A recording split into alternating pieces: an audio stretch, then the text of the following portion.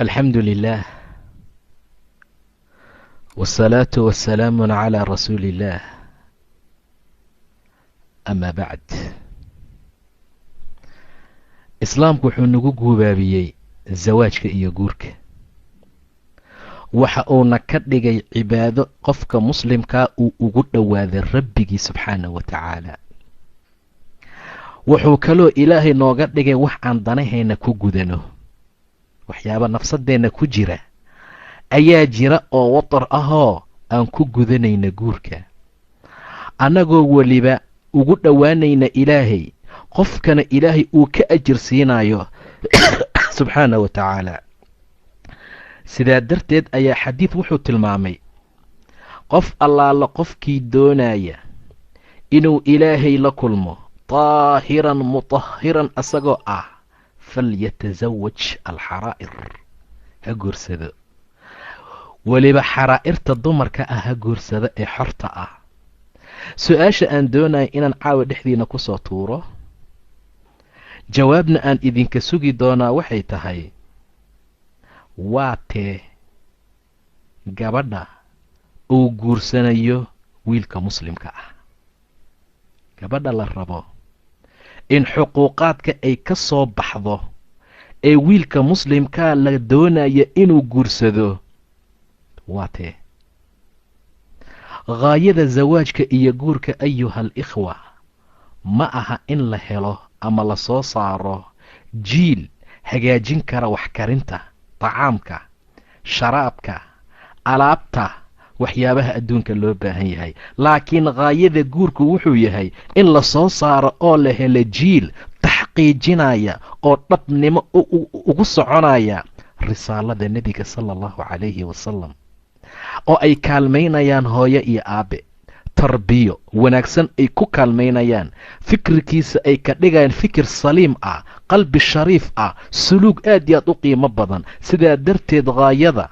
qofka muslimka ah looga dalbo inuu u doorto zawjo saalixa ah oo garanaysa rabbigeed oo adeecaysa siri iyo si muuqatay si qarsoon labadaba ilaa usrada ay noqoto usra saciida ah oo liibaantay qoyskaa uu noqdo qoys saciid ah oo ku xiran rabbigeed garanaysa ama garanaya xaqa rabbi uu ku leeyahay xuquuqaadka addoommadu ay leeyihiin sidaa darteed ayaa ilaahay subxaana wa tacaala asagoo nooga sheekaynaya nebi zakariya oo guursaday laakiin carruurtii ay ka soo daaheen asagoo rabbi baryaya wuxuu yidhi rabbi laa tadarnii fardan wa anta khayru alwaarihiin allow keligay ha iga tegin waayo inta wax dhaxasho adigaa u khayr badan ani io xaaskayga keliya ha naga tegin ilaahayow rabbiyow awlaadna sii waayo guriga haddii hooya iyo aabba keliya ay joogaan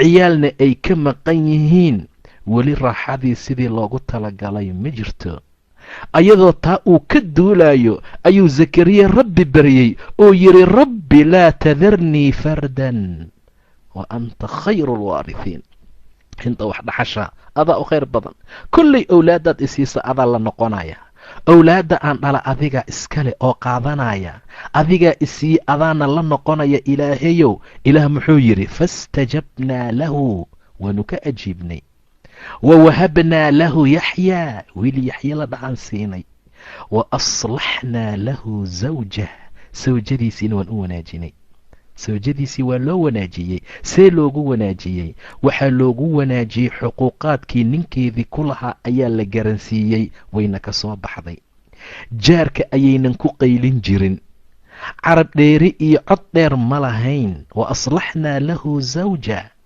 gabdhaha maanta gadaal baan ka arki doonaaye ninka intuusan hadlin bay hadlaysaa subxaanaka yaa ilaahay dumarka marka la dooranayo oo la ikhtaaranayo oo la leeyahay sawjo saalixad ah ha la doorto wax sahlan ma aha waxyaabaha rabbi noo tilmaamaya wax sahlan ma aha saa darteed buu ilaah yidhi wa aslaxnaa lahu zawja maxay sameeyeen innahum kaanuu yusaaricuuna fi lkhayraat yaa iska dhalay hooye aabba wan wanaagsan yaa iska dhalay hooye iyo aabbe ilaah subxaanah wa tacaala ku xiran yaa yaxye iska dhalay hooya iyo aabbi xuquuqaadka midkoodka kala bixiyey. hadday naagtu xadgudubto odaygu waxay leedahay raalli ahoo waan qaldamaye. haddii asagu qaldamo raalli ahoo walaal waan qaldamaye. waa sida guryaha lagu nool yahay, waa sida allah ugu talagalay subxaana wa tacaala. naama anagaad nagu hadal celinaysaa, naa doofaariya ma anagaasaana dhahaysaa, war waxyaho subxaanaka yaa rabbi.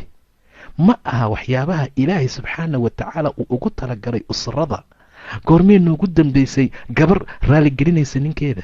maba la yaqaanba, soo maaha. goormee noogu dambaysay wiil raaligeliya naagtiisa?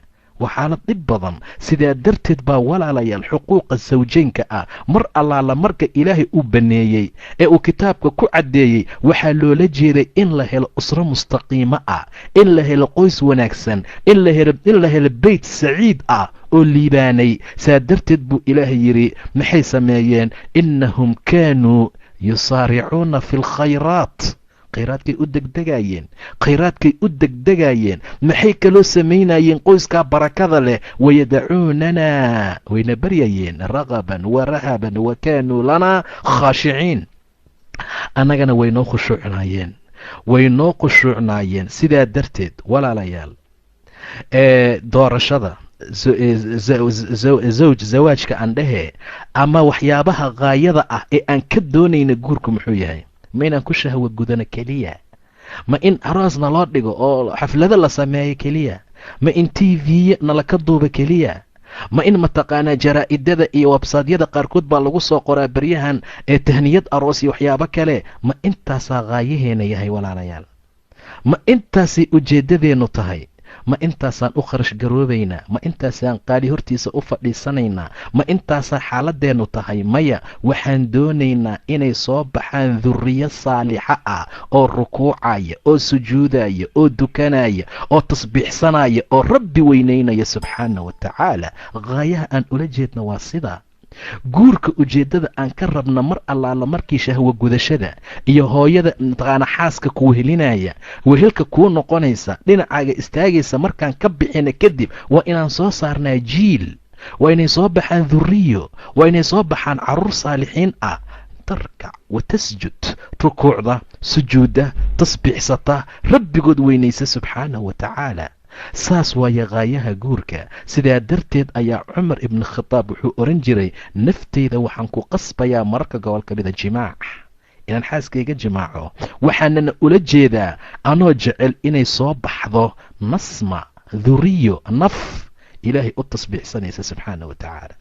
waan qasbayaa anigoo laga yaaba inaanan doonayn oo hami aanan u lahayn ayaan xaaskayga u tegayaa, yaan xaaskayga jimaacayaa, yaan xaaskayga u yeeranayaa. intaa waxaan ula jeedaa in naf ay ka dhalata meesha, naftaasoo ilaahay u tasbiixsata. cumar ma doonayo, uma aadaya arrintaa owlaad liajli atafaaqur waatakaathur uu ku faantamo, uu mataqaanaa qabiilku ugu faantamo, uu yidhaahdo warhoy waxaan badinayaa qabiilka si aan isaga dhicino qabiil hebel. wuxuu doonayaa oo ujeeddadiisu ay tahay owlaad rukuucda oo sujuudda, ilaahayna u sujuudda subxaanahu wa tacaala.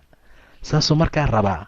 xaaladiisu waa sida, arrintiisaa saa ah. fiiri cibaaduraxmaan markay ilaahay baryayaan subxaana wa tacaala, mar allaala markay doonayaan inay ta'siisaan oo ay dhistaan guryo, rabbanaa haba lanaa min aswaajina. maxaa zawjada looga bilaabay? waa warshad. maxaa zawjada looga bilaabay? ayadaa injaab la imaanaysa, ayadaa wax dhalaysa, ayadaa owlaadda ka farcamayaan. saa darteed baa sawjada laga bilaabay ducada, rabbanaa hab lanaa min aswaajina wa duriyaatina qurata acyunin. waxaan ku indhaqaboobsano, wax aan ku indhaqaboobsano sawjaadkeena iyo carruurteenna nooga hibeey. war xaaskaaga mar allaala markaad u soo gasho ayadoo bashaasho faraxsan, galaas biyo ayadoo wadda, alla maxaa kugu soo dhacay maanta, xaalkaagu sidee buu noqday, war waad soo habsaantay maantee ma dhib baa ku helay, waxyaabo kale ay kugu soo dhowayso. iyo mar allaala marka aad u soo gasho ayadoo gafuurka taagan. ka warrama walaalayaal. assalaamu calaykum shib, see tahay shib? nabad baa saaka lagu kala tegey, nabad iyo baraar iyo bashbash baa lagu kala tegey. qaxwihii iyo shaahii way siisay markuu baxayey, wuxuu ku soo laabtay guriga isagoo isdhahaya si fiican isaga naso tacabkii iyo daalkii iyo howlihii iyo waxyaabihii ka naso. muxuu nastaaba? shaqada bannaankaa u roon. muxuu nastaaba? salaamu calaykum baa laga qaadi la'yahay. muxuu nastaaba? wax loo haysto iyo wax kale maba jiraba. wax loo haysto iyo wax kale ma jiro. maba leshayba. dadku waa bishardi inay iska warhayaan.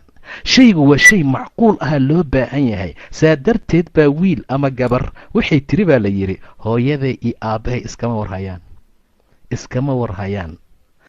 aabbahay wuxuu leeyahay hooyadaa waan dalaaqaya, waan furayaa. hooyana waxay leedahay aabbahaa dhar iima iibinayo. ka warrama walaalayaal. subxaanaka yaa rabbi. aabba wuxuu ku tala jiraa inuu dalaaqo soo maaha. hooye waxay leedahay baryahan dhar maba ii gaday, waa maxay? maca daalika waa shay loo baahan yahay labada qofood in ay aad iyo aad isaga warhayaan, in xaaladdu ay noqoto xaalad muhiim ah. sidaa darteed zawjiya wax sahlan ma aha. rabbanaa hab lanaa min aswaajina waduriyaatina qurata acyunin. waxaan ku indhaqaboobsano gurigii uunsiyaysan buu imaan. waa gabadha saalixadda ah ee qurato acyunkii lagu indhaqaboobsado. wuxuu imaanayaa macawistii oo diyaar ah. wuxuu imaanayaa biyihii oo loo kululeeyey. wuxuu imaanayaa arrimooyin fara badan. qisaa jirta laakiin inay waxba ka jirin macquul ah. waxaa la yidhaahdaa gabadha waxaa lagu yaqaana khaasatan waxay inta badan soo qaataan cali iyo faadima. cali mar allaala markuu albaabka ka soo gelayay bay yidhaahdaan dadka gobolka mid ah. waxay mataqaanaa faadima waxaa u diyaar ah ul iyo waxaa u diyaar ah bay leeyihiin iyo galaas biyo ah. mar allaala marka albaabka sidaa looga furo in allaala intaan qaldamay intaad maqnayd iga goy ushaan hoowaatanaaya. galaaska biyahana waa loo siinayaa. saasaa markaa la yidhaahdaa. laakiin waa qisaan waxba ka jirin. oo dumarka inta badan ragga inta badan waxaa loo baahan yahay inay noqdaan rag xilkas ah. dumarkan waxaa loo baahan yahay inay noqdaan dumar la dhaqi karo, lagu indhaqaboobsado. in fara badan oo badan ay mataqaanaa noqon karaan dad waxyaabihii loogu talagalay ka soo baxa. rabbanaa hablanaa min aswaajina waduriyaatina qurata acyunin wajacalnaa lilmuttaqiina imaaman. saayaa ku ducaysanaya. waxaa ku ducaysanaya ragga guurdoonka ah, ragga guurka raba inay sameeyaan, ragga ayagu raba inay guris aas-aasaan. laakiin lilasaf maalmahan dambe waxaan helaynaa aabbayaal doonaya waxay u soconayaan inay tahay in maal la helo, in mataqaanaa amar noocaas oo kale ah laga tegaya tarbiyadii xaaska laftigeeda, tii owlaadda ay markaa lahaayeen. ummaddii iyo ilmihii waxay ku barbaarayaan shay aan daaco ilaahay ahayn. aabbihiina wuu khasaaray, ilmihiina waxay u khasaareen calaa xaddi sawaa, si isku mid ah.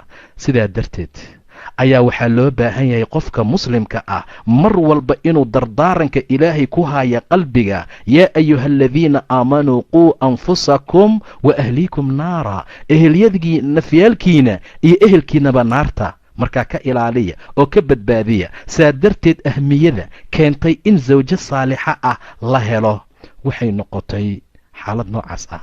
waxay noqotay xaaladda midda ugu qiimaha iyo wanaagga badan. saa darteed ayaa waxaa loo baahan yahay mar walba in qofka la guursanayo ama inanta la guursanayo ay noqoto inan aad iyo aad u qiimo badan xagga diinta, xagga akhlaaqda, xagga aadaabta, xagga ixtiraamka, xagga fulinta xuquuqa zawjiga ah ayaa loo baahan yahay. waayo waa masrac, waa dhulbeereed. dhul beereedka mar allaala marka la beeranayo dhul fiican baa la raadsadaa. ninka lagu magacaabo abilcaas ayaa awlaaddiisii la dardaarmay. wuxuu kula dardaarmay uu yidhi war nudfadiina ama ninka mataqaanaa wuxuu yidhi ninka naakixa ah ee guursanaya, carruurtaydiyey dhegaysta, ninka naakixa ah ee guursanaya waa muqtaris, waa zaraac, waa nin beer raba inuu beerto.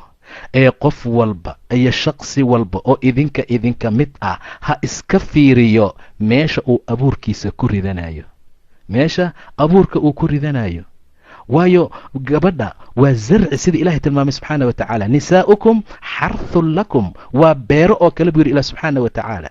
nisaa'ukum xarthun lakum waa beero. fa'tuu وأتوا حرثكم أن شئتم سادرتد بو إلهي كنت المامي إن أنت إني بيرتهي ورهدان بيرجرين ولا بابايا ورهدان بيرجرين ولا باهانيا ورهدان بيرجرين ولا قاجونيا ورهدان بيرجرين وحبا مجرى ماشا وح أدون كورن فيري وح أغو قيمها بدن أغو وناكسن محيطهي وبيرها سادرتد أيا دولك قبل كمتأ أيقو دولكودا وحبا أن كبحين أو وحبا أن كسمينين إيا بيرها كد ذاليان زراعة لقد ذاليا إلان وحا أغو قيمها بدن ووحا إلهي دولك كسو بحي سبحانه وتعالى مع ذلك بحاسكي وحا لغو تلمامي إني بيرتهي بيرت محين تهي محي أنقطي بير وحي أنقطي وحي سوصاريسا إنجاب dadka ayay kaafinaysaa guriga oo dhan ayada iftiiminaysaa fiiri guryaha iskaabulaha iyo guryaha sawjka ah ee xaasaska ah wiilka iskaabulaha ma aragteen iskaabul waa ninkaan naagta lahayn caawo dhan buu saa u meeraysanayaa caawo dhan buu saa magaalada ugu meeraysanayaa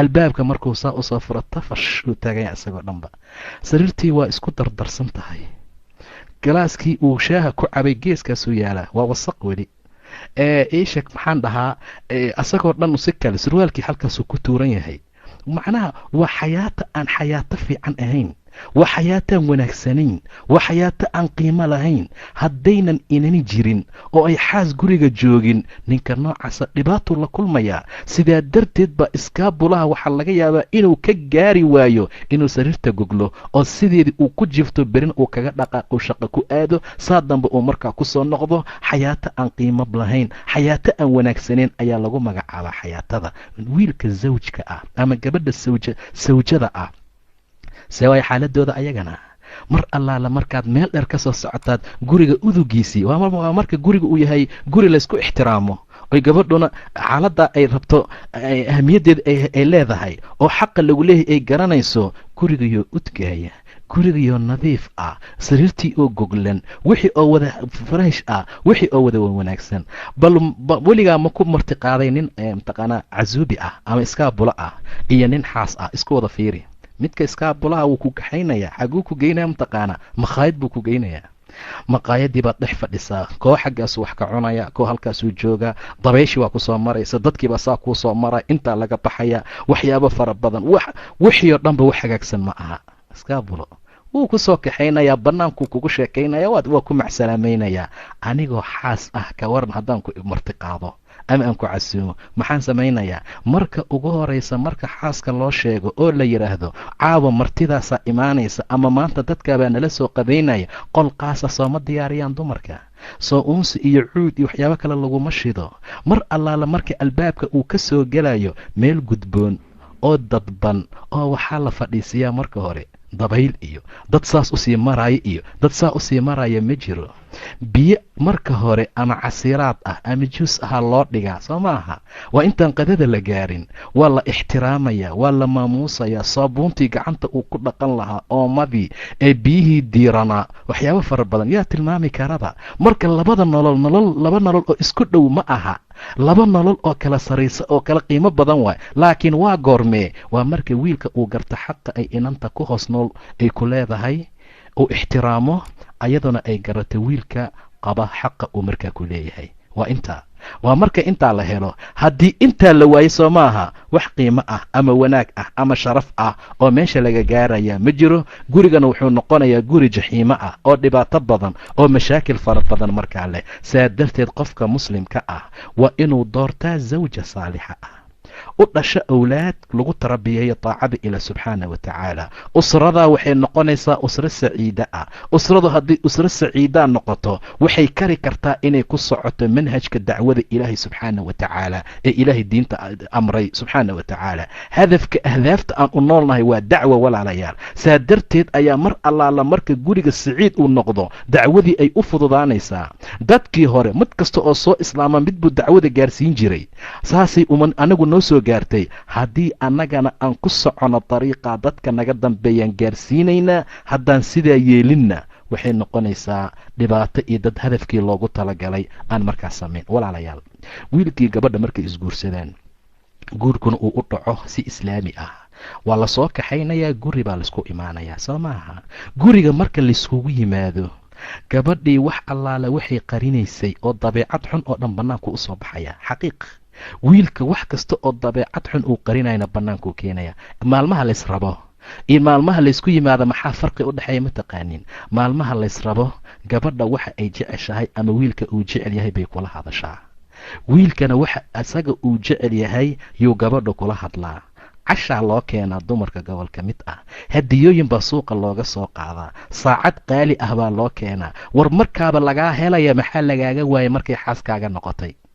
maxaa lagaaga waayey markay xaaskaagu noqotay? waa su-aal meesha ku jirta. maxaa kalifay? waxaa kalifay ma yaqaanaba xuquuqdii sawjeenka, ma yaqaana dabeecaddu inay isbedeli doonto, ma oga inuu ilaahay yidhi. ilaahayna aayaadkiisa waxaa ka mid ah an khalaqa lakum min anfusikum aswaajan litaskunuu ilayha wajacala baynakum mawadatan waraxma. mawadada waa shahrul casalkaa loola jeedaa, waa inta laisku cusub yahay, waa inta ninka iyo naagtu ay isku cusub yihiin. waa mawado, waa naxariis. afkaa raashinka laysku geliyaa. ilahay baa u baneeyey subxaana wa tacaala. rasuulkaa ku tilmaamay macalqad raashin ah oo gacanta aad ku soo qaado oo afka xaaskaaga aad geliso in lagaa thawaabinayo. waa mawadda. waa laisjeclaanayaa. shaharku markuu dhammaado casalka ay ku magacaabeen, intaa ka bacdi cabaar lasii joogo, xaqiiqdaa soo baxaysa. maxaa lala soo baxayaa marka? raxmo, naxariis baa laiskula noolaanayaa. hadal ay og tahay inuu qaldan yahay bay ku dhihi kartaa gabadha marka gobol ka mid ah. ha yaabin, mashaakil male, wax weyn ha u arkin, wax weyn ha u arkin. sababta waxa ay tahay raxmad baa bilaabatay. waxaa laga yaabaa mararka gobol ka mid a hadal ay ku dhahday inaad ka xanaaqdo, laakiin marka laysla socday oo weli meherka uusan dhicin, walaal ii dulqaado, war wax allaala waxaad idhahdo dul baan uleeyahay buu leeyahay. wax allaal waxaad idhahda saan baan ahay. haddaad i amarta inaan cirka iyo dhulka isku keeno, waa isku keenaya. haddaad saan yeesho waan waxaynaya. haddii gabdhihii sidaasaa lagu soo xerogeliyey. war sidii kusoo xerogeli dhibaato ma jirtee, sidaa kusii wad haddana dhaqankeeda, xaalkeeda sidaa ha noqdo. ilaahay baa kaa thawaabinaya, ajirna ku siinaya subxaana wa tacaala. cumar ibni khitaab nin baa u yimid oo naagtiisa raba inuu ka dacwoodo.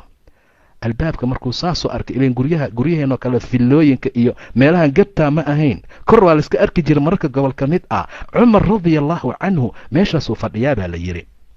baafaa hortiisa yaala, waa taqaanaa dastiga baalka dharka lagu dhaqo, qamiis buu ku dhaqanayaa radiallahu canhu. saabuuntiioo saas ugu rugayaa. xaaskiisa geeskaasay fadhisaa, waxay soo tuuraysaa kal agtiisay kusoo dhacaysa, waa qaadaya, meel buu iska dhigayaa. waxay soo tuuraysaa kii muyga sheeg toonta iyo lagu tumi jiray, waa ku ag dhacaysaa, meeshaasuu dhigayaa. wax kastuu samaynayaa. arrintaa ayuu ku jiraa radiallahu tacaala canhu. dharkiisii asagaa mayranaya, asagaa mataqaanaa samaynaya. dhibkaasaa lagu sii haayaa. ilan waa dumar. kama aha xumaan, kama aha nacayb, kama aha waxyaabo kale, laakiin waa dabci. waa arrin ilaahay ku dabiciyey subxaana wa tacaala. ninkii intaa markuu arkayba waa iska laabtay, jawaab buu helay. jawaabtii uu raadinayay xaqiiq ahaan iyo baratical buu u arkay, wuu iska noqday. cumar radiallahu canhu wuxuu yidhi ninkaa ii soo celiya, wallaahi adoonan sheegin ujeeddada aad lahayd inaadan dhaqaaqayn. naagtaan rabi buu yidhi inaan kaaga dacwoodo, dhib ba igu haysaa. adaan ku arkay amiiruulmu'miniin oo sidaa ah. war doqon ha noqonina buu yidhi, waxaan waa dumar, waa jeex, waa nus, waa naaqisaatulcaqli. dhibaato fara badan baa ku furan. xaydka wax ka dhib badan ma laha. wallaahi dumarka gobol ka mid ah madaxay ku socdaan markuu xaydka u yimaado. wax ay samaynayaan iyo wax kale ma kala yaqaanaan. raashin uma dhadhamo, wax ma u fiicnaado, wax xaalkoodu ma aha, soo taa uma dulqaataan.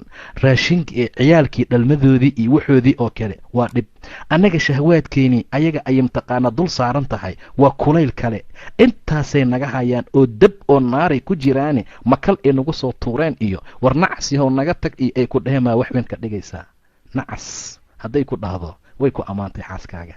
hadday waxyaabo kale kugu sheegto way ku ammaantay. waa taqdiir ay ku qadarinayso. ha u arkin dhibaato kale, wax kale ha u arkin. waayo waxbaa ku furan gabadha, mashiin baa u daaran, dhibaato fara badan baa ku sugan, waxyaabo badan baa dusheeda ah. sidaa darteed ayaa wiilka iyo gabadha markay guryaha isku yimaadaan waxaa loo baahan yahay inuu digtoonaado, ayaduna ay digtoonaato. waxaa loo baahan yahay gabadha saalixadda ah ee la doortay ee wax allaala wixii dumar ah ee adduunkaa maraayay aad ka calfatay oo aad tiri tan waa mid allay lehe aan ilmahaygana ku aamini lahaa, reerkaygana aan ku aamini lahaa, nafteedana aan ku aamini lahaa. adigana aad tiri allay lehe ninka aan nin iiga dambaynin waa ninka noocaana. asagaaba laga yaabaaba 2 iyo 3 inuu ilaahay u baneeyey iyo 4. adigii wax laguu baneeyo kale ma jiro. adigaa kasii adag oo mataqaanaa ciryiri uga sii jiraa oo laga yaaba inaad dhahdo alla waa midkaan midkii aan lahaa, waa midka aad ka dooratay. saa darteed labadaas markay saasoo kale guriga isugu yimaadaan waxaa loo baahan yahay oo lagu soo baxayaa xuquuq azawjayn. xuquuqaa bilaabanaya, mid kasta kan kale xaq buu ku yeelanayaa. sidaa darteed ayaa waxaan u gelaynaa xuquuqdii sawjaynka, ninka iyo naagta isku lahaayeen. waxaanu ku hormaraynaa xaqa hooyada lagu leeyahay, waxaan ku hormaraynaa xaqa gabadha muslimadda lagu leeyahay. shalay waxaad ahayd foodley soo maaha, ama waxay yidhaahdaan dumarka ii sheeg dhoocil, ama waxay dhahaan wax noocaas oo kale ah yaad ahayd. xataa adigoo da'yar haddii lagu soo guursado waad ka baxday. foodle ma tihid, dhoocil ma tihid, waxaad noqotay gabar mas-uul ah, waxaad noqotay gabar nin maamulaysa. war ragga ma ujeedin, nin kasta oo fiican naag fiican baa ka dambaysa. wallaahi nin kastoo isxarakaynaya oo bannaanka ku jeesjeesaya oo sarwaaladaa labisan oo kabaha quruxda badan xiran oo saas u soconaya magaalada yaa ka dambeeya mataqaanaa?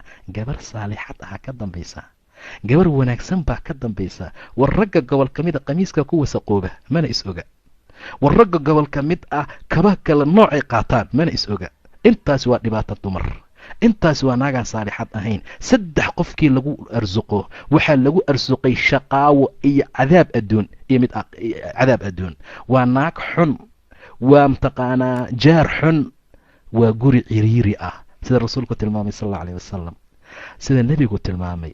soomaalidu maxay dhaheen ama mahmaahda, caalamkoo dhan oo kula dagaalama waxaa kaaga dhib badan xaaskoo kula dagaalanta. gurigoo dhibaato kaa taala, waayo adduunka dhan ha kula dagaalamo.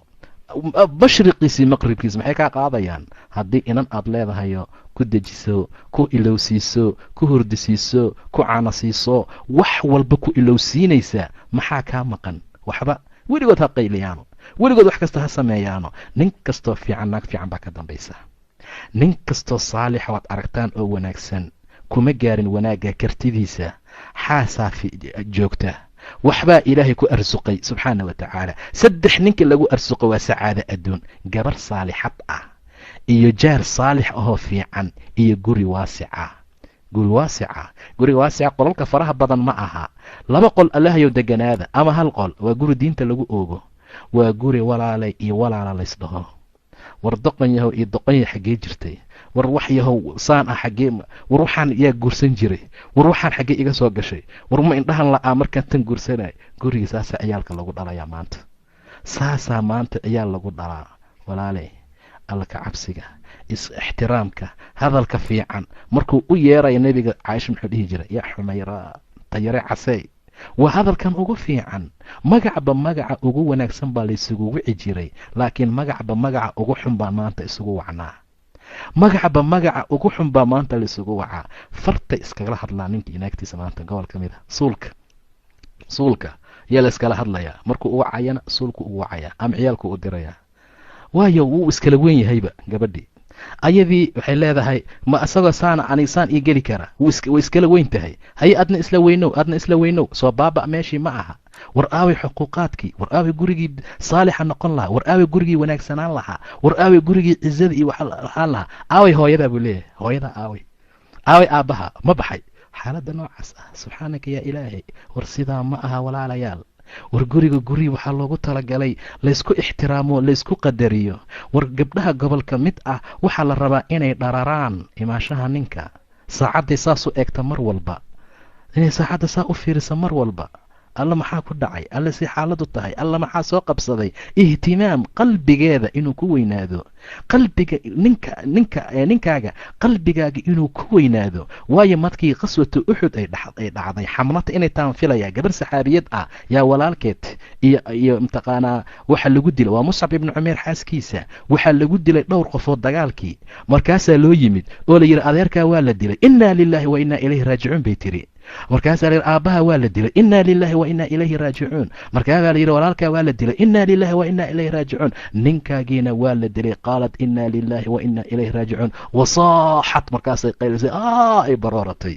rasuulku meel dheer buu uga jeeday sal alla alayh wasalam. wuxuu yidhi ina azawja la zawjaha, ninka naagtiisa la bimakaan buu uga yaalaa, boos buu uga yaalaa buu dhahay nabiga sala allahu calayhi wasalam. aaway xaasaskeena boos ma ugu naalnaa? qalbigooda qayb ma ku leenahay? ma degannahay? waa maya. haddaan cashayni haddaan cashayn waa isugu mid, way seexan. haddaan maqnaani haddaan soo daahno waa isugu mide. furaha qaada amtaqaanaa taala meel. xaaladahaasoo dhan ayaa markaa jira. saa darteed ayaa ilaahay subxaanahu wa tacaala ragga iyo dumarka mid kasta ka kale wuxuu uga dhigay libaas. hunna libaasun lakum wa antum libaasun lahunna. idinku labis baad u tihiin, ayaguna labis bay markaa idin yihiin.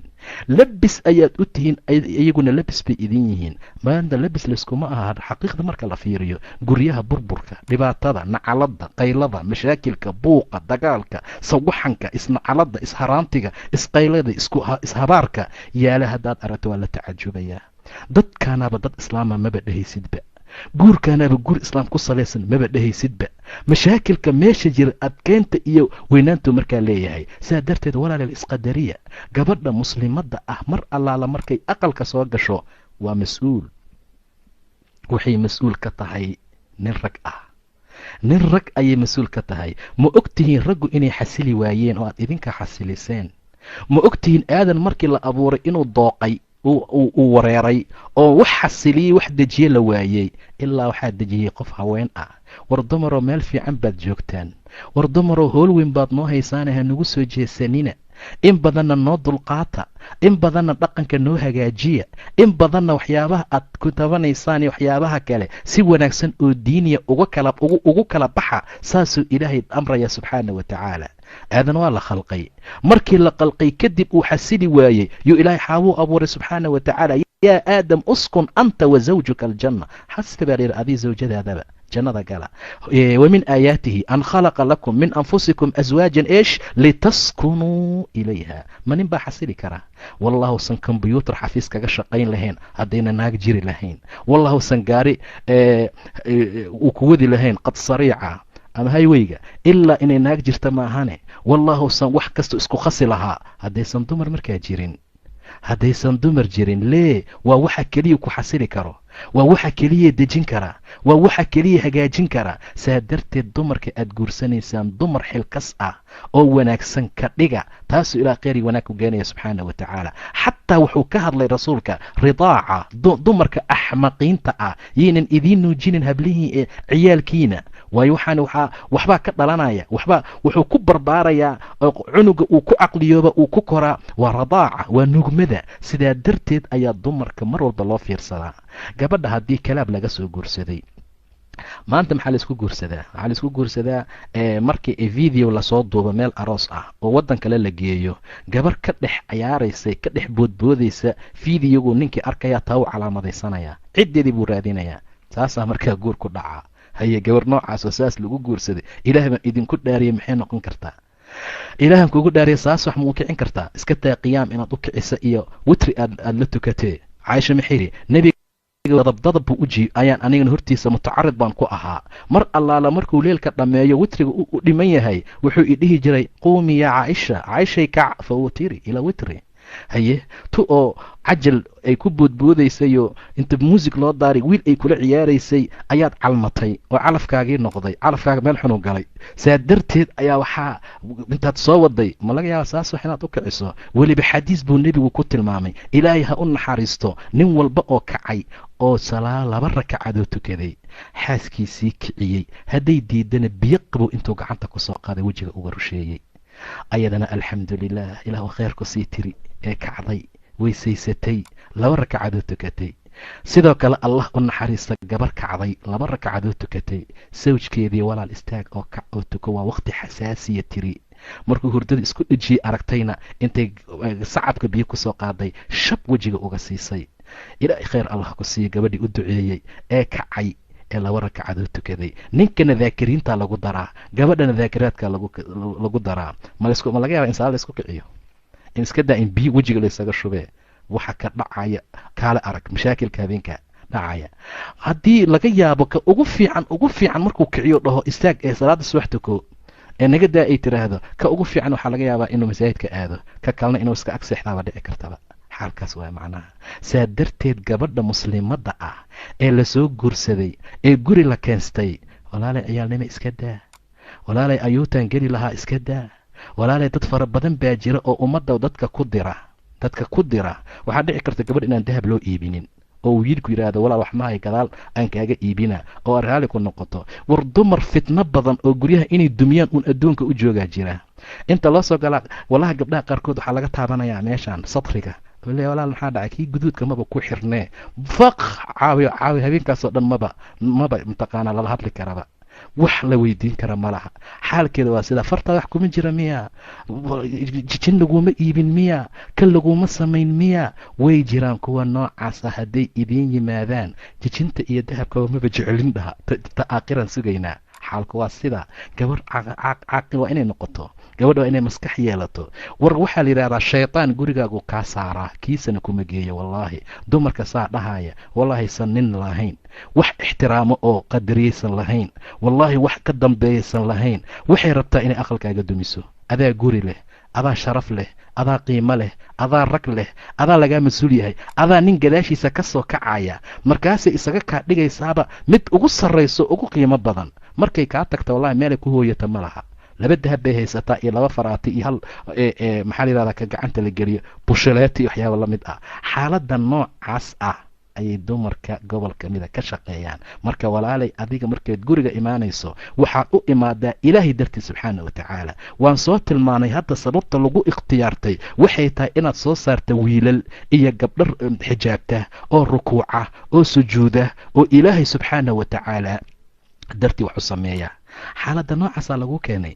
laguma keenin inaad ayuuto gasho, laguma keenin guriga in mataqaanaa dahab iyo waxyaabo kale aad ka sheekayso, laguma keenin arrimooyinka noocaas oo kale ah. waan arki doonaa markaan xaqa wiilka gaarno. hadduu hanti helo oo ilaahay wax siiyo inuu kuu gado waa muhiim, way fiican tahay. inuu dharka kaa bedelo, inuu mataqaanaa dahab kuu iibiyo, inuu waxyaabo kale ku siiyo. arrinta noocaas ah waa shay lagama maarmaan ah. haddii ilaahay wasic siiyo, hadduu ilaahay wax siiyo, layunfiq duu sacatin min sacatihi waman qudira calayhi risquhu falyunfiq mima aataahu allah. saasuu ilaahay tilmaamaya. layunfiq duu sacatin soor iyo beriis ma aha, waa inuu nafaqeeyo wax allaale waxa sacadiisa ka mid ah. aqalka wuu ka bedeli karaa. guri xun ayaad deganeed oo ciriiri ah, ilaahay baa hanti siiyey, waa inuu kaa bedelaa. ma aha dhibaatadii shalay aad ku jirto inaad ku jirto. lagu kadeedi maayo, lagu cadaadin maayo. adigaba shalay waad sabarto, wax la-aan baad ugu sabartay. maanta waa in waxi uu helay uu wax kaa siiyo, waa inuu ciriirigii kaa bixiyaa. gaari hadduu kari karo waa inuu kuu iibiyaa, dahab hadduu kari karo waa inuu kuu iibiyaa.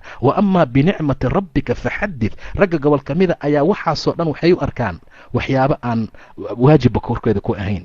waxay maqleen bes waxaan adduunka waa laga saahidaa, adduunka saanaa laga dhigaa. markaasaa gabadhii baatigii loo iibiyey habeenkii arooska iyo bacweynihii habeenkii mataqaanaa la mehrinayey loo gaday weli wadataa, ay weli sidataa, oo weli mataqaanaa aan ka baabi'in oo ka baaba'ay oo dusheeda saa ku ah. maca daalika khaad buu cunayaa, maca daalika sigaar buu cabaya, maca daalika qabiil buu wax ku bixinaya, maca daalika wuxuu bixinaya waxyaabo fara badan oo aan diinta islaamka wax ku ahayn. sidaa darteed ayaa ilaahay subxaanahu wa tacaala ragga wuxuu ugu talagalay nimcada ilaahay siiyey inay xusaan, wuxuu ugu talagalay nimcada ilaahay siiyey inay dumarkooda ka waxeeyaan, inay ka ixtiraamaan, inay ka ziineeyaan, inay mataqaanaa ciriiriga uga bixiyaan. xaaladda noocaas waa shay muhiim ah oo ilaahay ugu talagalay subxaana wa tacaala. maxaa ku filan qofka dembi inuu dayaco dadka xaqa quudkooda korkiisa xaquu markaa ku yahay. haddaba saa darteed gabadhaan weli la hadlayaa guriga la keenay. sababta aan aad ula hadlayo xuquuqaadkaan usii gudbi la-ahay waxay tahay waxaan doonayaa in gabadhu ay ogaato, waxaan doonayaa inay gabadhu ogaato in guriga loo keenay oo guriga loo keensayba wax aad iyo aad u muhiim ah oo qadarin iyo mudnaan ah.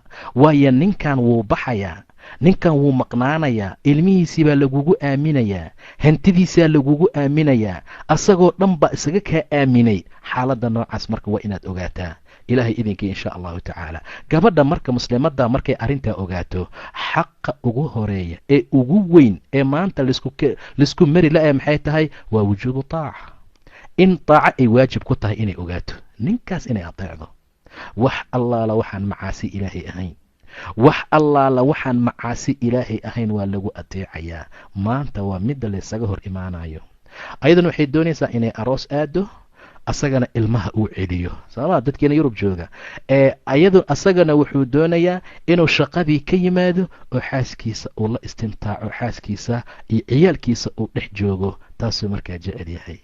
waxaan maqlay sida 8 ama 10 loo baxo yaa laga imaanayaa salaada subax marka la aadaamayo. maskiinka maantao dhan buu shaqaynayey, markuu maantao dhan shaqaynayey caaboo dhan ciyaal buu kuu haayay, berita haddana wuu ka lahayaa, berita haddana wuxuu aadayaa shaqadii.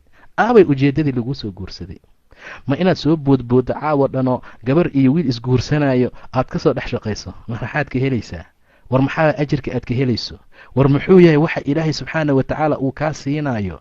war maxay tahay waxa adiga aad u soo sheegayso laga bilaabo 10 habeennimo ilaa iyo 6 subaxnimo marka la gaaro, oo meesha aad jirto, oo meesha aad joogto, oo adoo tafash ah, adoon socon karin, adoon far dhaqaajin karin, adoon ciyaalkaaga qabsan karin, adoon ciyaalkaaga caano siin karin aad imaanayso? ma xaq lidinku leeyahaya? ma xuquuqaadkaa saas noqday? ma ilaahay subxaana watacaala ba arrintaa idinkala dardaarmay? waa maya. war haddaad aroos aadaysaan laydinma diidana, oo dhaqso tagoo dhaqso ka soo laabta. war arooska intaa la joogayo muxuu xaalkiisu yahay? arrinta noocaasa ka waantooba, ilaahayna ka cabsada. dumarka islaamka ahow, xaqa laydinku leeyahayna sidaa ma aha. saa darteed waa in lays ateecaa, khaasatan ninka waa in la ateecaa. alrijaalu qawaamuuna cala annisaa, ragga dumarka ayagaa qawaam u ah, ayagaa saytareeya. maxay uga sarreeyaan oo qawaam ay ku yihiin? waa bimaa fadala allah bacduhum calaa bacdin wa bimaa anfaquu min amwaalihim. waa fadliga iyo karaamada ilaahay ragga siiyey. fadligan ma aha fadliga xagga taqwada. gabadha iyo wiilka labadooda kii alla ka cabsi badan baa ilaahay u dhow oo sarreeya. laakiin kamaalkan la tilmaamayo iyo fadligan waa caqliga, waa garaadka, waa xoogga, waa kartida, waa maskaxda, waa dulqaadka. kaasaa loola jeedaa. ilan waa laga xoog badan yahay, waa laga maskax badan yahay, waa laga caqli badan yahay. xaaladahaasoo dhan buu ilaahay tilmaamay subxaana watacaala. bimaa fadala allah bacduhum calaa bacdin iyo wa bimaa anfaquu min amwaalihim. gabadha markay ku biisho waa dhib, say ku ateecda way adag tahay. saa darteed buu rasuulku oran jiray sala allahu calayh wasalam, dumarka hantiha ku raacina, xoolaha ku raacina. gabdhaha, nin allaala ninkii xoola ku raaca way weynaanaysaa, macnaha waxay la imaanaysaa tuqyaan, waxay la imaanaysaa mutakabirnimo. sidaa darteed baa waxaa loo baahan yahay ragga inay ayaga saytareeyaan oo ay waxbixinta sameeyaan. waa wax lagugu adeeci karo. laakiin markay ayadu baxdo foylya baaga lacageed saxiixdo oo ay kiradiina kaa bixiso, ay surwaalkaaga iibiso, sida gabdhaha gobol ka mida qaadkii sigaarkan ayagaa iibiyey oo xaalka uu sidaa yahay, istaag haddii ku dhahda waa inaad istaagtaa. marka fariis markay ku dhahda waa inaad fariisataa. ciyaalka caanaha u qasyaa, sidaa yeelayaa, sokorta ha uga badinayaa markay ku dhahdana waa inaad ogolaataa. lee wixii lagugu adeeci lahaa iyo wixii lagugu samayn lahaa oo wixii dumarka ay kugu adeeci lahaayeen baa ayaga markaa u wareegay. ilaahay been ma sheegin. wa bimaa anfaquu min amwaalihim, maalka ay ku nafaqaynayaan buu dhahay ilaahay subxaana watacaala. sidaa darteed dumarka hantidooda inta layska ilaalin kara waa in layska ilaaliyaa. waa in koodana aad u dhaaftaa, kaagan aad ugu dartaa.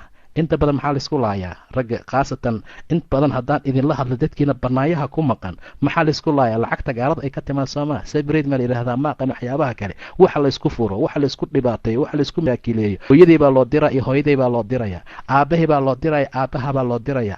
intay ka dhacday anaa xaqu leh, anaa iri, ninka wuu ifuray may dhihin, anaa iri, anaa saxiixay, anaa kana. xaalkaasaa dhibaatada keenay. guri islaam saa ma loogu talagelin. guri islaam saa looguma talagelin. sidaa darteed baa gabdhaha muslimaadka waxaan in badan u dardaarmayaa walaalayaal, waxaan waa adduun. maanta adduun baa la joogaa.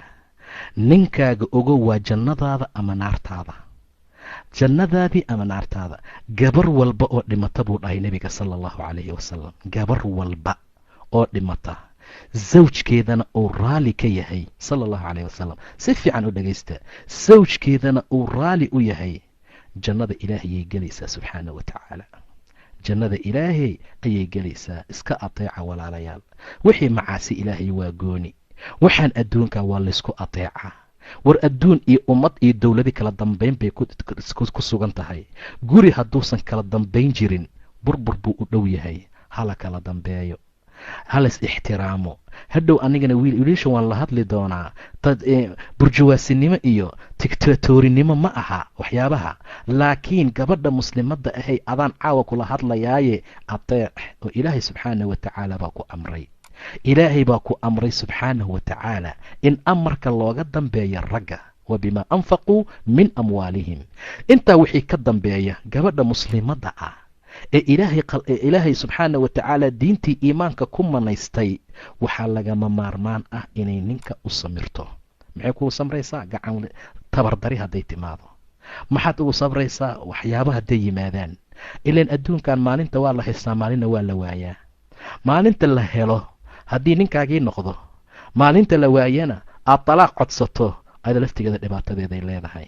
gabdhihii saxaabiyaadka ah aad bay u sabreen, waxay ku sabri jireen ciriiri iyo dhibaato. ninka lagu magacaabo Sacad ibnu Cumayr, mar allaala markii cumar uu u yeeray ee cumar uu u yimid, maxaa la siiyey? waxaa la siiyey 60 suus oo badar ah ama shaciir ah iyo 2 maro. 2 maro. u fiiriya qisada cajiibkeeda. qaado ayuu yidhi. saciid muxuu yidhi, ama Sacad ibnu Cumayr wuxuu yidhi aniga 60 suun ee badarkaa ma qaadanayo. sababtu waxay tahay 2 koon baan cidda uga soo tegay buu yidhi. 2 koonbu cimri aan ku cunno ilaahay hana siiyo, inta aan sii cunaynana ilaahayna nama mooga subxaana wa tacaala. laakiin 2 maro waan kaa qaadaa. 2 maro cumar waan kaa qaadayaa. xaaskeygaan u geynaa buu yidhi. fulaana waa xaaskiisa. maraday qabtaa ku caddaaday, maradii ay qabtaa ku go'go'day, maradii ay qabtaa waxay ku bedelata ay la'dahay. cumaro waan kaa qaadayaa, 2 maro xaaskan u geyna. ama soortan soo maaha iyo badarkan aniga ma rabi buu yidhi. ilaahay baana deeqaya subxaana wa tacaala. way u sabraysaa, way joogtaa, way mtaqaanaa degan tahay. xaaladda waa sidaa. dhibaatadaa waxay og tahay adduunka si kastoo loo dhibaatoodo, daarta aakhiro tilka daaru alaakhirati najcaluhaa liladiina laa yuriiduuna culuwan fi اlardi walaa fasaadan waalcaaqibatu lilmuttaqiin. daarta aakhira waxaan u samaynay buu yidhi ilaahay liladiina laa yuriiduuna culuwan, dadka culwi iyo isqaadqaad iyo iskorkoryeel iyo aan markaa doonaynin, fasaadna aan markaa rabin, caaqibadana dadka muttaqiinta markaa iska leh.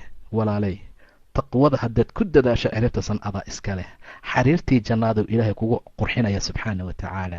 dahabkii jannaad buu ilaahay kugu qurxinaya. ha iloobin, qalbigaaga geli, rabbigaa ku xirnow, ilaahay subxaana wa tacaala ka baq. kan adduunka haddaad heshay haddaadan helinba ha u aabayeelin. maalintaad heshana xiro, maalintaad weysana ka dhaqaaq. waxaad uga dhaqaaqaysaa wax kale oo aad u qiimo badan baa markaa kaa horeeya. marka sidaa darteed gabadha muslimadda ahay samir. 2 xaas buu nebi ismaaciil guursaday oo midba mid aabbihii ka furay. mar allaala markii aabba yimid ee la yidhi naa maxaad cuntaan, waxay ku jawaabtay oo ay tiri waxaan ku noolnahay dhib iyo rafaad iyo mashaakil. alla baahi, alla anagaa go'nay, ma anagaaba noolba dhimanay. qayle meeshii ka baxday. odayga wuu la yaabay. waa ibraahim, waa saaxiibkii ilaahi subxaana wa tacaala. wuxuu yidhi ninkaaga hadduu yimaado salaan iga gaarsii. guriga albaabka alwaaxa ku dheganna ha fujiyo mid kale ha ku bedelo. wuu yimid. oday baa ii yimid bay tiri, gar weyn lahoo saa io saas u yaala. muxuu ku yidhi? sidaa buu i yidhi. maxaa tiri? saabaan ugu jawaabay. muxuu kuu dardaarmay? albaabka wax ka bedel baa lagu yidhi. inti taaliqa buu yidhi, waad furan tahay, orda gurigiina aad. waad furan tahay. maxaa loo furay? ma salaad la'aana? maxaa loo furay? ma xijaab la'aana? maxaa loo furay? maya waa ashtako. ilaahay bay ka eed sheegatay subxaana wa tacaala. miyay oran weysay alxamdu lilah, ilaahay baa mahad iskale, dharag iyo waxaan ku jirnaa, ilaahay mahadi. miyay oran weysay xaalad noocaas oo kale ah? sheegasho ashtako, dhibaato, ilaahay ka eed sheegasho. wiilka subaxii buu baxayaa ismaaciil, duurkaasuu aadayaa, hilib buu u keenayaa, biyaa loo keenayaa, wixii bay cunaysaa, haddana way ishtakoonaysaa. tukaluu guursaday. noloshii waxba iskama bedelin. wuu yimid odaygii, muxuu kuu dardaarmay? waa la weydiiyey. nimcaan ku noolnahay bay tiri. hadduu yimaado odayga iigu salaam bay tiri. albaabka alwaaxuu ku dhejiyeyna 3 musbaar ha kusii dhejiyo, macnaha sii adkeeyo catabada. markaasaa la yidhi haye maxaa mataqaanaa xaalku yahay, see xaaladdu tahay? markaasay tiri odaygaasa misaasna wuu ii dardaarmay. gabar wanaagsan baa taal yidhi, gurigaaga dhaqo. marka dumarow ilaahay ka cabsada subxaana wa tacaala. ashtakada dhibaato badan ayay leedahay. sheegashada dhibaato fara badan bay leedahay. inkastoo ragga maanta jooga rag laga sheegtay ay yihiin, wuu baxay, wuu maqan yahay, taleefonna lagama hayo, asagiina lama hayo, gacanna lagama hayo, dollarna lagama hayo, dadnina lagama hayo, wax laga hayaa ma jiro. gadaal baan ka hadli doonaa haddii ilaah idmo subxaana wa tacaala. laakiin idinka xaqa laydinku leeyahay ka soo baxa. idinka ilaahay subxaana wa tacaala agtiisa khayr iyo wanaag ka horumarsada. rasuulku wuxuu yidhi dumar waxaa u khayr badan midda marka la eega ku farax gelisaa. khayru nisaa, waxaa u fiican dumar midda markaad eegtana ku farax gelisaa. marka aad amartana amarkaaga qaadataa, marka aad maqan tahayna nafteeda iyo maalkaaga ilaalisa buu dhahay nebiga sala allahu calayhi wasalam. markaad saa u fiiriso inaad ka jeesato wallahi ku qaban mayso gabdhaha gobol ka mid ah, xaasaska gobol ka mid aan dhihi lahaa. ninkeeda markuu saas u eego, subxaanaka yaa rabbi. sidaa darteed athar baa tilmaanta markay saas isku eegaan oo ay in badan is eegaan, naxariis inay kusoo daadanayso. naxariistii ilaahay waa la kala jeestaa baante. ilan saaga dhana waxaa laisku dagaalay kunkii ceerta lagu soo qaaday. shalay dhan baa laisdagaalayay, darad baa laisku qabsaday, saa anaa yeelaya, saa anaa yeelaya. ninkiina barkintiisa waa dhinacaa midig buu u jeedaa, ayadana bidix bay u jeedaa. bal sida uu ilaahay u hadlaya fiiriya subxaana wa tacaala. sidaa darteed buu xadiis kale ku yidhi nebiga sal alla alayh wasalam, gabar walba oo shanteeda salaadood tukata oo muslimad ah, ee ramadaankana soonta, ninkeedana adeecda, farjigeedana ilaalisa, 8 jana albaabeed inta loo ballaqala dhahaa, teed doonaysaa, teed ka galaysaa, warteed rabtaa. idan weji bashaashnimona lagu qaabila ragga waa xaq lagu leeyahay gabadha muslimadda ah. weji fiicanoo furfuran. war wiilka ha soo hiloobo. ragga laga yaabo dumarka labaad guursanaya waxaa kalifi karaa adiga. waad ka celin kartaa jaanib kasta haddaad ka qanciso. jaanib walka aad maqsuud kaga dhigto, muxuu kaga baahan gabar kalaba. laakiin mar allaala marka gurigaaga wasaq yahay, marka xildhiga oo jiifka la gaaro aad ilmaha caano siinteeda aadaysid, mar allaala marka labin asaga loo sheekay aad jikada gelaysid oo aad hilibkii waxyaaba gogoyn aad gelayso, marka waxyaaba imaanaya ukhti. saa darteed walaalayaal, in badan fiiriya oo aad iyo aad u dadaala, in allaala inta aad dadaali kartaan. kalsoonaanta, weji bashaashnimada waa xaaladda ugu muhiimsan ee ilaahay subxaana wa tacaala sawjeenka uu dhex yeelo. weji furfuran.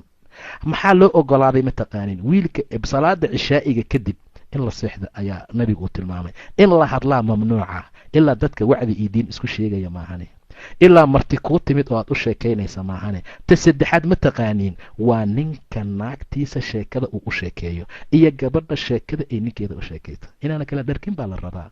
alla sidii laysku dhahayo maanta o layskugu dhiidhiibaya sheekada. waxaa la rabaa waqti la hurdayba in la garan waayo, waqti la hurdayba in la garan waayo. sidaa darteed baa guriga qiimihiisa iyo wanaagiisa iyo sharaftiisai arrintaa ku jirtaa. guryaheennii maanta nalal kasta waa lagu dhajiyey. guryaheennii maanta alaab kasta waa la keenay. sariirtaan ku seexanayn waa sariir jiirooni ah. joodariga saaran subxaana allah, haddaan salaad subax kacno waayaba iska daaliil inaan u kacnee. suulida iska daa, waxaad moodaysaa qolkii fadhiga, hadda ka horaan tilmaannay. maca daalika waa la dhaqmi la'yahay. maxaa kalifay? waa la dhaqmi la'yahay.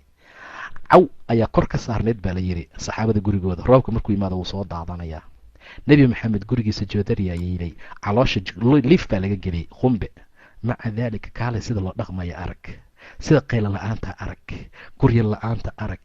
walaal iyo walaalo ayaa layskula hadlayaa, akhii iyo ukhtii ayaa layskula hadlayaa. maanta berit wixii lagu quraacan lahaa guriga ma yaalo, annagana tallaagadaa noo buuxda. allow yaa qof kasta caaw inta gurigiisa taga fiiriya talada waxa ku jira. walaa jikin aan ka maqnayn, walaa samaaki baan ka maqnayn ama kalluun, walaa hilib aan ka maqnayn. mise been baan sheegaynaa? ilaa in yar maahane. maca daalika waa la dhaqmi la'yahay. maca daalika ninkii wax xariisan yahay oo gafuurkuu taagaya, inantii la hadli maayo. ayadii meeshaasay la xanaaqsan tahay, gabadhii meeshaasay ka xanaaqsan tahay, wiilkii meeshaasuu ka xanaaqsan yahay. ma taqaanin sababta? ma naqaano habka laysku dhaqmo. waa nin kasta waa la guursadaa buu maqlay, waa laisguursaday, waa la guursadaa bes. alla qaaligii aaway wax isku meherin lahaa, meeqa waay meherkaaga? waa intaa dhagdhag waa la kala meheriyey. saasaa guriga lagu yimid. maca daalika lama yaqaano see laysugu dulqaataa. maxaa xaqo ani laygu leeyahay? ma garanayo. maskiintan hoosteeda ku nool maxaa xaqa igu leedahay? ma aqaano. wiilkan isoo guursaday ee guriga yimid muxuu xaq igu leeyahay? ma taqaana inantii muslimadda ahayd. dhibka meesha ka jira waa dhib aad iyo aad u weyn. dhibka meesha ka jira waa dhib aad iyo aad u adag. waa dhib aad iyo aad u adag. sidaa darteed ayaa wiil kasta oo muslim ah gadaalanka arki doonaaye, gabdhaha muslimaadka ah bashaashnimo la imaada. firfircooni la imaada, war daxik iyo qosol iska keena xataa hadduusan idin haynin. raggaa lagu soo jiitaa. ragga rasuulka sala allahu calayhi wasalam wuxuu ku tilmaamay mar allaala markii la tilmaamahay nin xaasim ah oo go-aan fiican leh oo go-aan sare leh, laakiin ay naagi ka adkaan karto xaaladaasaa markaa lagu tilmaamay. marka sidaa darteed taasna waa xaq kale oo gabadha muslimada lagu leeyahay. arrimaha kale waxaa ka mid a tamkiin azawj min alistimtaac, inay suuragal noqoto sawjka inuu ku istimtaaco xaaskiisa. maxaa loo guursaday? addunya mataac wa khayru lmataac almar'atu asaalixa. adduunkoo idil waa mataac buu dhahay nabiga sal alla alayh wasalam. adduunkoo dhan waa raaxo, laakiin raaxadiisa waxaa u khayr badan hal gabaroo saalixadu ilaahay kaa siiya subxaana wa tacaala. walaa xoolo, walaa dahab, walaa wax kale, hal gabaroo cajiib leh. subxaanaka yaa ilaah. markay kula hadlaysa hoos eegaysa, mar allaala markaad amarta isla markii amarka qaadanaysa. markaad aqalka usoo gasho ayadoo sujuudsan baad usoo gelaysaa, ayadoo qur-aan akhrinaysaad usoo gelaysaa, ayadoo ilmaha weylilikulli iyo tabad meelaha ay marayaan u meerinaysaad usoo gelaysaa. mar'a saalixa faasaalixaatun qaanitaatun xaafidaatun lilgaybi bima xafida allah, sida ilaahay u ammaanay subxaana wa tacaala. alla yaa taa heli kara? alla xaggay ku jirtaa? alla xaggee laga heli karaa maanta? say xaaladdu tahay? saa haddii la helo oo arrintaa ay dhacdo oo arrintaa imtiqaana hirgasho, guriga waa lagu guulaysanayaa. sidaa darteed ayuu rasuulku yidhi sala allahu calayhi wasalam, gabar kasta oo ninkeeda u yeerta, uguna yeerta firaashka waa jiifka, oo xaaladiisu ay noqoto asagoo ka doonaya nafteeda oo ay diido, habeenkaa way baryaysaa isagoo khadbaana uu baryo, malaa'igtaa lacanadaysa ilaa ay ka waabariisato. riwaayad kale ilaa ay ka raali geliso. riwaayad kale macbuudka samada ku jira saaqid u ah oo u caraysan ilaa ay ka raali gelisa buu dhahay rasuulka sala allahu calayh wasalam. war gabari hadday ninkeeda uu u yeerto, firaashka uu ugu wacdo, ha ajiibto wa in kaanat cala tanuur, jika muufadaba ha ku jirta buu dhahay nebiga. cajiin bay dhajisay, tinaarkii xabad muufa ku dhajisay, iyadoo ka soo bixin rabtuu u yeeray, ha gubta muufada, ka tag, ilan waajib baa yimid soo maaha, ha iska gubta xabaddaa muufaa, dhib ma laha. saa darteed buu rasuulku leeyahy wa in kaanat cala tanuur. riwaayad kale waxay tiri wa in kaanat calaa dahri qatbin, rati dhabarkiisa qolaa ku fasirtay. qolaa waxay ku fasireen dumarku marka ay dhalayaan geed waxaa jira saa loogu fadhiisiyo lugaha, xataa hadday meesha saaran tahay buu dhahay rasuulka sala allahu alayh wasalam. qolaakaa ku fasiray macnaha xaqa gabadha lagu leeyahay weynaantiisa. markii muslimiinta ay bannaanyada aadeen oo ay soo laabteen, waxay yidhaahdeen rasuulka allow, faris iyo ruum iyo xabashaanu soo aragnay, boqoradooda waa loo sujuudaa, waa faajiriin, waa mujrimiin, waa mushrikiin, waa gaalo, haddana waa loo sujuudaa. wallaahi anta axaq, adigaa ku xaqnimo badan rasuulka ilaahayow, adigaa ku xaqnimo badan inaan kuu sujuudnay, ma kuu sujuudnaa buu dhahay rasuulka sal alla alayh wasalam. ayay ku dhaheen saxaabada, wallaahi haddaan axad amri lahaa inuu axad kale u sujuudo, gabadhaan amri lahaa inay ninkeeda u sujuuddo buu dhahay rasuulka sala allahu calayh wasalam. inay ninkeeda u sujuuddaan amri lahaa. war intaa in ka badan maladin tilmaami karaa xuquuqaad. war xaqee ka weyn sujuud oo ilaahay mutaystay subxaanahu wa tacaala. axad kale haddii ay dhici lahayd inuu lahaan lahaa, gabadha lama dhihi lahayn hooyaa 9 bil iisu ku soo waday u sujuud, lama oran lahayn aabba iskuulkaagii waxaagii caanahaaga qabay u sujuud, lama dhihi lahayn walaalkaa a kula dhasho ku cisaamin jiray oo ku ilaalin jiray u sujuud, intaba lama dhihi lahayn buu yidhi. laakiin gabadha waxaan amri lahaa, la amartu lmar'a tasjuuda lizawjiha, inay zawjkeeda u sujuudo ayaan amri lahaa buu dhahay rasuulka sal alla alay wasalam. ee ha ii sujuudina, waa mamnuuc sujuud qof bani aadama qof kale inuu u sujuudo. low ay dhici lahaydna gabadhaan amri lahaa inay ninkeeda u sujuuddo. waa xaqa lagu leeyahay weynaantiisa. maxay ka yaqaanaan dumarka maanta jooga xaqa noocaas ah? maxay xaalkoodu yahay gabdhaha noocaas oo kale ah? waa maya. sidaa darteed baa waxaa loo baahan yahay ninka in la ixtiraamo, waxaa loo baahan in la qadariyo, in raganimadiisa la muujiyo, in keyrkiisa la muujiyo, inaad dadka ka sharifto odaygaaga, inuu ninka ugu sarreeya uu yahay aada ogaato, in guriga mar allaala marka uu soo galo ciyaalka aad ka aamusiso, tixsiga aad bannaanka uga saarto, qaylada iyo shanqarta aad u diido, wax walbo istiraaxa uu heli kara inaad u samayso. gabdhaha muslimaadka waa hawl ilaahay idin diray, waa shaqo idinka laydinkugu talagalay, idinka mooye cid kaloo samayn kara malaha. haddii qadaamad loo keenay, haddii jaariyad loo keenay, haddii tushaqaysa loo keenay iyo kumaankun haddii loo keenay, wallahi aysan xasilin karin ilaa adiga mooyaane, ilaa adiga maahane, ilaa gabadha uu qabo mooyaane. sidaa darteed ayaa gabadha muslimaddaa saa loogu talagalay, arrintaasuu ilaah ugu talagalay subxaana wa tacaala. waa in suuro gashaa istimtaac, waa inuu ninku shahwo gudan karaa, waa inuu mataqaanaa uu ku degi karaa. sababta waxay tahay walaalayaal, maanta fitanta jirta aad bay u badan tahay. banaanka marka la baxo gabdhihiio dharla baa taagan, soo maaha? haddii dhinacan loo jeesto waa sida waxaa run noqota shaytaanka markuu dhahayay uma la'aatiyannahum min bayni aydiihim wa min khalfihim wa can aymaanihim wa can shamaa'ilihim walaa tajidu akharahum shaakiriin. soo balan ma qaadin shaytaan, horay iyo gadaal iyo midig iyo bidix baan uga imaan doonaa. gabadha markay maanta kaa hor timaado qaawan, midig haddaad ka fiiriso saa u jeesad tu kala taagan, bidix u cararba tu kalaa taagan, ka jeesaba tu kalaa taagan. subxaanaka yaa ilaahay, meeshaasaa lagu jiraa. dhibaatadaasaa raggu ay ku dhex sugan yihiin. marka sidaa darteed waa in la helaa arrin gaabisa, arrintaa ka qancisa, arrintaa ka hortagta. yaa macshara shabaab man istataaca minkum ulbaa'a falyatazawaj buu dhahay nebiga. war ninkii baa awoodi kara ha guursado, waayo guurka indhuhu laabaa, farjigana wuu ilaaliyaa. qofka aan keri karin ha iska soomo, farjiguu ilaalinayaa, indhahana waa laabayaa. maanta markuu gabadha oo mtaqaanaa xaaskiisa ah intuu salaada casir salaada subax tugtay, ilaahay subxaana wa tacaala baa u baneeyey waaladiina hum lifuruujihim xaafiduun ilaa calaa aswaajihim, sawjaadkooda mooyaane. mar allaala markii ilaahay sidii uu ugu talagalay ay wax u qabsadaan oo asaga uu shabacaan noqduu dhargo, akhlaaqdii gabadhuu ka dhargay, raashinkeedii macaantiisii buu ka dhargay, wuxuu ka dhargay hadalkeedii fiicnaa, waxa uu ka dhargay nafteedii, waa uu meeftay, salaadii casir buu tukaday, waa uu labistay, bannaankaasuu baxay. muxuu wax uga baahan yahay walaalayaal? muxuu u baahan yahay oo kale? yaa arrintaas suurageliyey? gabar muslimad ah. yaa arrintaas suurageliyey oo sameeyey? gabar fiican. saa darteed baa firaashka waxyaabaha ugu badan ee laysaga hor yimaado asagana uu markaa ka mid yahay. sidaa darteed ayaa ilaahay subxaanahu wa tacaala in badan ajir fara badan uu ka siiyaa. wa fii budci axadikum sadaqa, axadkiin galmooshadiisa uu u galmooda xaaskiisa waa sadaquu dhahay rasuulka sala allahu calayhi wasalam. nebigoo magaalada maraaya ayaa soo baxay, wuu soo galay, xaaskiisii oo dirin falkinaysuu dhahay iska dhig. markaasuu ka dangutay. markuu ka dangutay ayuu yidhi ninkiinii bannaanka baxa oo gabar arka oo ay cajab geliso oo hamigii sii kaco, xaaskiisa ha u yimaada buu dhahay rasuulka sala allahu calayhi wasalam. ha ka xaaja guda, bidciga waa isku mid. gabadhaa waxay tahay midaan tahay, saasuu markaa leeyahay. war wiilkii dhallinyaro ah maanta oo aan guursanin ee inta bannaanka baxo dhibaatadaa la kulmo, gurigiisa waa iskaabulo, waxaa yaala hal sariir iyo buuggii ingiliishka uu ka baranayay, koobkii iyo bakeerigii wax ku cabaayay, muxuu ku xaajo gutaa walaalayaal?